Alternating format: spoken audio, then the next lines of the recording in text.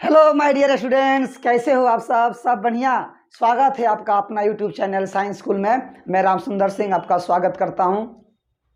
आज हम लोग बहुत ही इम्पोर्टेंट टॉपिक डिस्कस करने वाले हैं जो कि आपके बोर्ड के एग्ज़ाम में, जी हाँ, 2023 के बोर्ड के एग्ज़ाम में जो विद्यार्थी एग्ज़ाम देने वाले हैं 12वीं कक्षा में हैं उनके लिए बहुत ही ज़्यादा इम्पोर्टेंट क्वेश्चन मैं लेके आया हूँ। और ये आपको 5 मार्क्स, जी हाँ आपने सही सुना, 5 मार्क्स एकदम एग्ज़ाम में निश्चित कर देगा।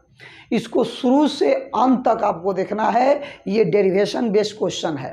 इस पर प्रूफ करने के लिए आपको दिया जाता है, जैसे कि आप जैसे देख रहे हैं आपके सामने हेडिंग के रूप में है कि अपवर्तन सूत्र, यानी कि यही ऐसा सूत्र है जो कि बहुत बार बार पूछा जाता है। इस पर बेस्ड बहुत सारे क्वेश्चंस भी आपको मिलते हैं। तो चलिए माय डियर, हम लोग स्टार्ट करते हैं अपवर्तन सूत्र को प्रमाणित करना, है ना।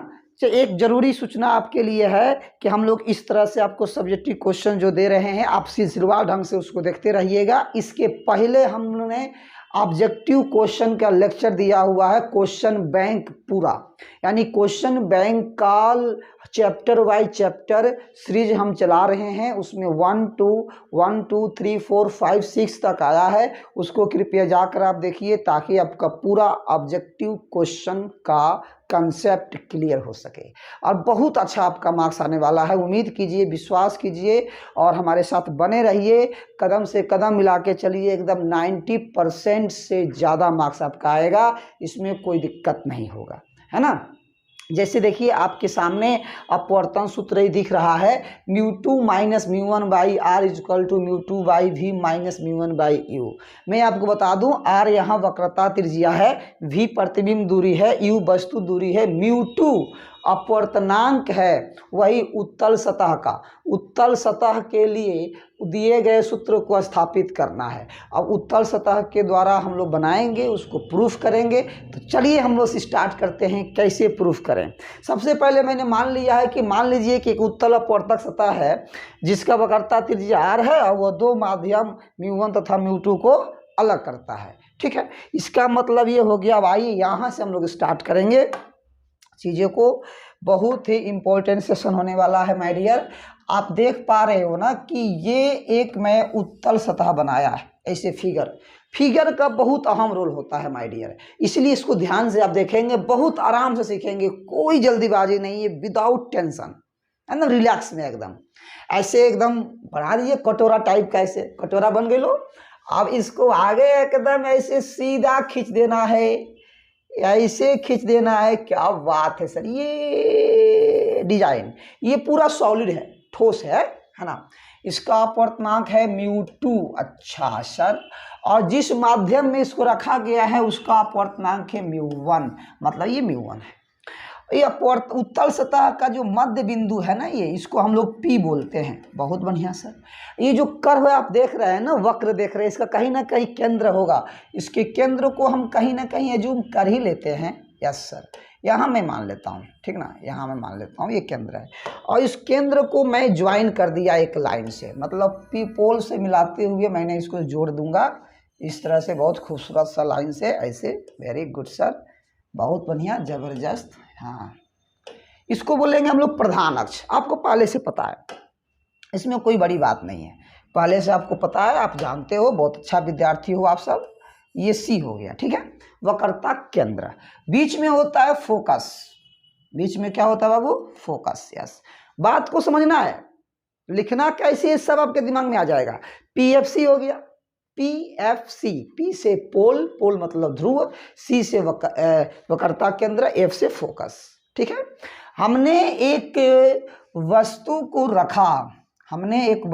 रखा, यहाँ, यह है ऑब्जेक्ट O बिंदु। मैंने एक वस्तु को रखा, यहाँ से इसकी दूरी जो है उसको मैंने मान लिया U। अब वस्तु दूरी हमेशा माइनस में होता है, आप पहले से जानते हो। हाँ सर, बात तो सही है, वस्तु दूरी हमेशा माइनस में होता है, इसमें कोई दिक्कत नहीं है। यहाँ से मैंने किरण लिया। अच्छा सर, यहाँ से मैंने किरण लिया, यहाँ पर जाकर टकराया। देखो अब ध्यान से, यहाँ पर टकरा रहा है, ओके। तो इस किरण को जो है बेसिकली सीधे पार कर जाना चाहिए था, पर ये किरण पार नहीं करेगी क्योंकि माध्यम बदल रहा है। जिस बिंदु पर जाके ये टच कर रही है उसका नाम है आपतन बिंदु, इसका नाम दे दिए एम। अब इस बिंदु पर हमने अभिलंब खींचा, इस बिंदु पर हमने क्या खींचा माय डियर, अभिलंब। अभिलंब खींचने के लिए इसको सी से जोड़ना पड़ेगा।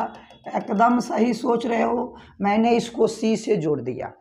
अब यहाँ जो कोण बना इस कोण का नाम है, आपको बता दूं, आपतन कोण।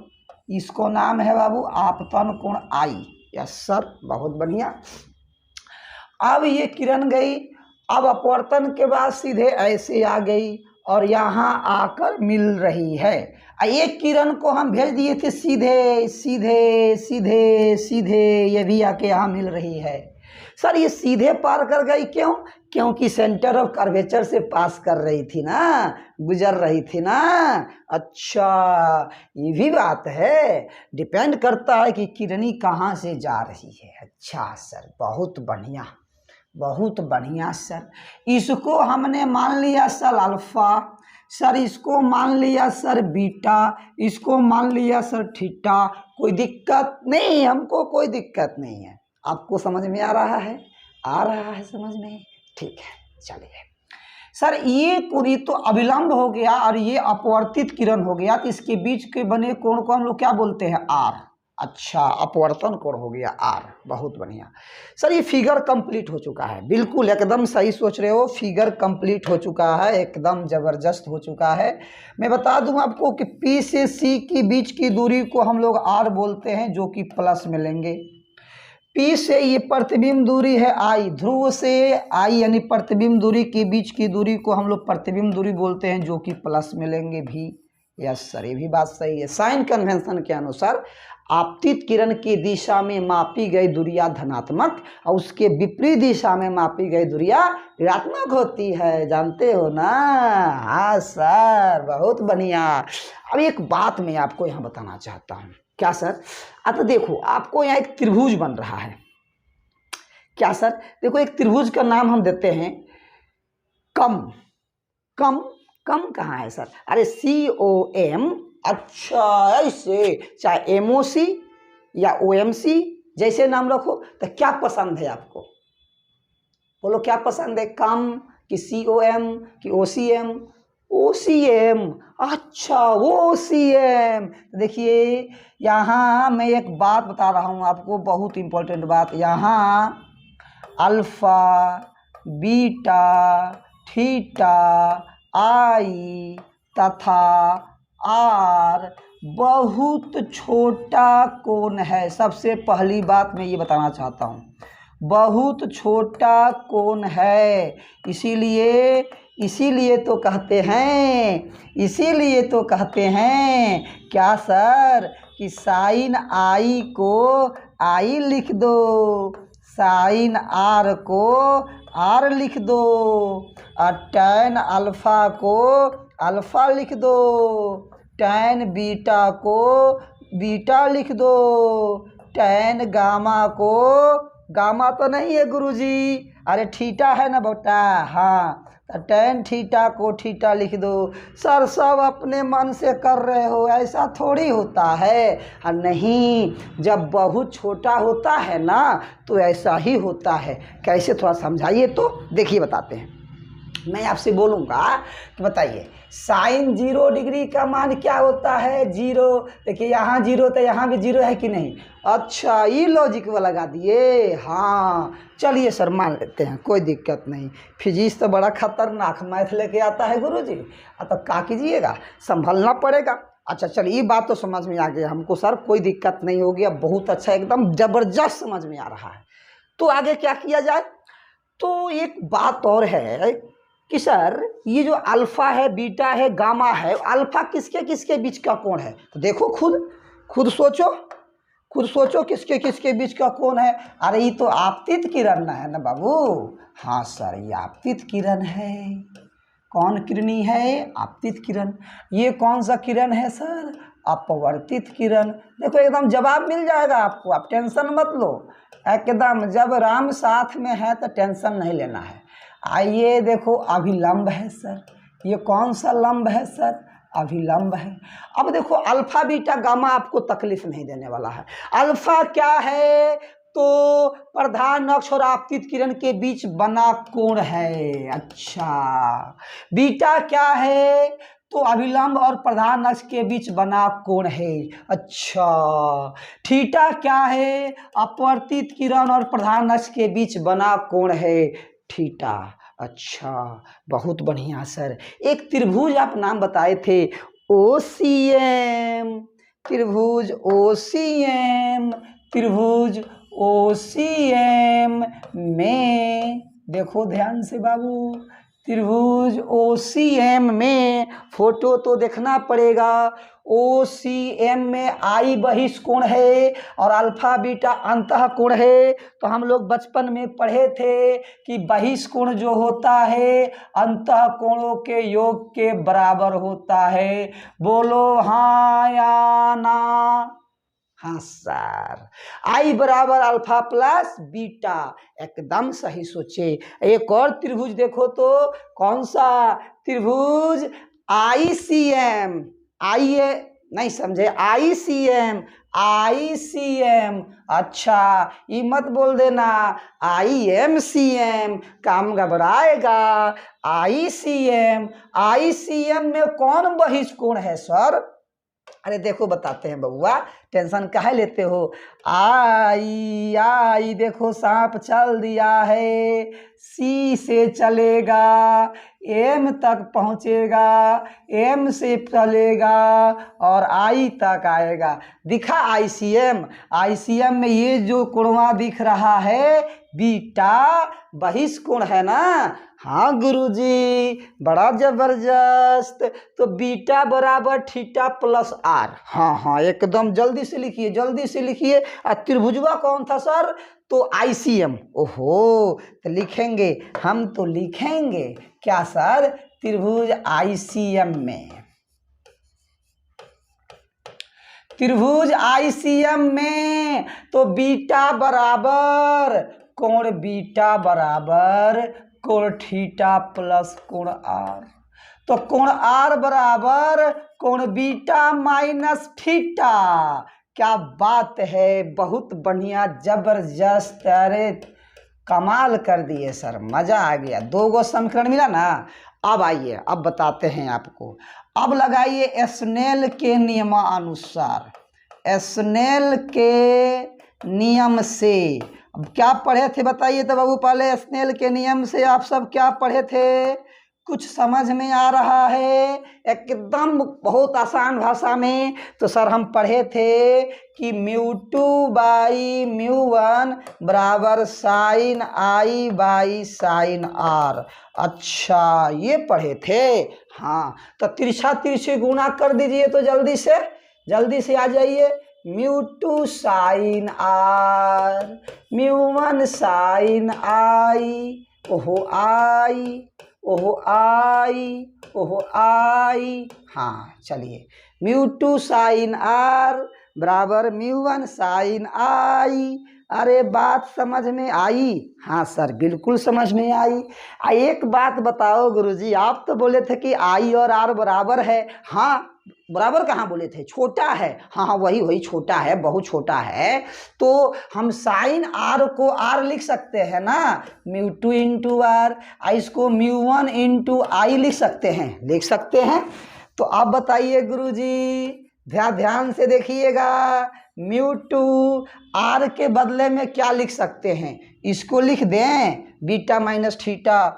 लिख दो बालक, लिख दो। अब μ1 को क्या लिख दे गुरुजी? μ1 को तो μ1 लिखोगे, और क्या लिखोगे? अरे I को तो अल्फा प्लस बीटा। अच्छा, लिख दो। अब क्या करें गुरुजी? याद करो, अरे याद करो। अरे किधर गया? जा। हाँ, अल्फा को tan अल्फा, बीटा को tan बीटा, थीटा को tan थीटा लिख सकते हैं ना? हाँ लिख सकते हैं। तो आ जाइए सर, आराम से लिखिए, कोई टेंशन वाली बात नहीं है। थोड़ा सा देख ले, म्यू2 बेटा थीटा, म्यू1 अल्फा बेटा। अच्छा आ जाओ, म्यू2 बेटा थीटा, म्यू2 बेटा थीटा, म्यू2 angle beta minus angle theta बराबर म्यू1। यानी क्या था बबुआ? थोड़ा सा रुक जाओ। अरे किधर गया? आ गया। म्यू1 अल्फा बीटा आ गया। अब बताओ क्या लिखूं? बहुत आसानी से, म्यू2 बीटा को क्या लिखूंगा? tan beta. हाँ अब सही है, माइनस tan थीटा। बहुत बढ़िया, अब सही है। म्यू1 को क्या लिखूंगा? tan अल्फा, अल्फा को tan अल्फा, इसको प्लस tan बीटा। बहुत बढ़िया, कोई दिक्कत नहीं है। अब गुना करो। ठीक है, गुना कर देता हूँ। म्यू2 tan बीटा माइनस म्यू2 tan थीटा बराबर, इसको बताओ, म्यू1 tan अल्फा, म्यू1 tan बीटा। अब बीटा को एक तरफ, बाकी को एक तरफ। ठीक है सर, म्यू2 tan बीटा माइनस म्यू1 tan बीटा। अरे प्लस जाएगा माइनस में जाएगा इधर? हाँ सर, इधर बताइए, म्यू1 tan अल्फा, ये माइनस इधर आएगा, क्या हो जाएगा? प्लस म्यू2 tan थीटा। अब देखो, अल्फा बीटा थीटा, थोड़ा सा और सोचना था माय डियर, थोड़ा सा सोच लिए होते तो आज ये दिन नहीं देखना पड़ता। अब बताइए, tan थीटा का फॉर्मूला क्या होता है? अरे परपेंडिकुलर बाई बेस होता है कि नहीं? लंब बटा आधार। हाँ, तो ई कोणवा यहाँ 90 डिग्री तो बनबे करता है, मान लीजिए। अरे बनता है कि नहीं बनता है? हाँ सर बनता है। तो अल्फा के सामने का लंब MP हो जाएगा, बेस हो जाएगा PO, तो लिखेंगे MP बाई PO। अच्छा, इसका बीटा के सामने भी यही हो जाएगा, MP बाई PC, और फिर इसका भी हो जाएगा MP बाई PI। तो लिखो तो, MP साहब MP रहेंगे, अब PO को माइनस U, इनको क्या लिखेंगे? MP बाई, MP को MP लिखेंगे, PC को R लिख देंगे, इसको MP को MP लिखेंगे, अब PI को भी लिख देंगे। अरे बोलो। हाँ सर, एकदम गर्दा उड़ा के समझे हैं, कोई दिक्कत नहीं है, एकदम तगड़ा कॉन्सेप्ट है। चलिए बढ़ते रहिए। तो यहाँ लिखना पड़ेगा क्या सर? तो tan अल्फा का मान, tan बीटा का मान साइड में, tan गामा का मान। बड़ा बढ़िया है सर, बहुत आसान है। गामा तो नहीं दिए थे सर, थीटा दिए थे। हाँ थीटा लिखो। तो अल्फा बराबर क्या हो जाएगा? MP by minus U, beta MP by R, MP by V। Very good. Put करते हैं यहाँ, पुट करके शूट करो, टेंशन मत करो सर। म्यू2 माइनस म्यू1 इंटू tan बीटा कॉमन ले लिया। अच्छा, ठीक है। हमको लगा कि सर पुट कीजिएगा। अरे पुट करेंगे, putting the value getting the result तो आइए करेगा, टेंशन का है क्या लेने का। इसके बाद वही काम हुआ करने हैं, म्यू2 माइनस म्यू1, MP साहब आ जाएंगे MP by minus E beta है ना, MP बाई प्लस R। अब यहाँ बताइए सर, म्यू1 तो म्यू1 होगा, tan अल्फा का मान MP by minus U, MP by minus U into में है। हाँ सर, प्लस म्यू2 का म्यू2 लिखेंगे, tan थीटा का मान MP बाई V। हाँ सर ठीक है। अब क्या विचार है आप लोगों का? सर MP को बाहर कीजिए, MP को बाहर कीजिए। अच्छा, MP को बाहर कीजिए, तो यहाँ लिखेंगे म्यू2 माइनस म्यू1 बाई R इंटू MP। यहाँ MP माइनस म्यू1 बाई U क्या हो गया? काहे टेंशन में हैं, एकदम आ जाइए। μ2 भाई μ1 by U plus μ2 by V. MP साहब कट जाएंगे, कट गए MP। बोलो रिजल्ट क्या आया? बहुत खूबसूरत सर। क्या? तो μ2 माइनस μ1 बाई आर बराबर minus μ1 by U plus μ2 by V. सजा के लिख दूं? हाँ सर। μ2 माइनस μ1 बाई आर बराबर μ2 by V minus μ1 by U. Very good, this is proof हो गया है ना। इसी का नाम है अपवर्तन सूत्र। अच्छा, ऐसे ही आराम से आपको सूत्र को प्रूफ करना है, सूत्र नहीं जाना है। समझे कि नहीं समझे माय डियर? आई बात समझ में? आई बात समझ में? कोई शिकवा, कोई शिकायत, कोई गला, कोई गिलवा, कुछ भी नहीं। चलिए बहुत बढ़िया। उम्मीद करते हैं कि आप शुरू से अंत तक बने रहे होंगे, इसको समझे होंगे और इसको आप अपने कॉपी पर अवश्य लिखेंगे और उसको बार बार रिवाइज करेंगे, है ना, ताकि हर कंसेप्ट को आप समझ सकें। फिर हम लोग मिलते हैं नेक्स्ट लेक्चर में अगला प्रूफिंग के साथ। माय डियर, मैं फिर ज़बरदस्त टॉपिक लेके आने वाला हूँ, इसलिए ये सारे लेक्चर अपने दोस्तों के पास शेयर कीजिए और पढ़ते रहिए मन से। बहुत अच्छा होगा, बहुत अच्छा होगा, बहुत अच्छा होगा। ओके, धन्यवाद।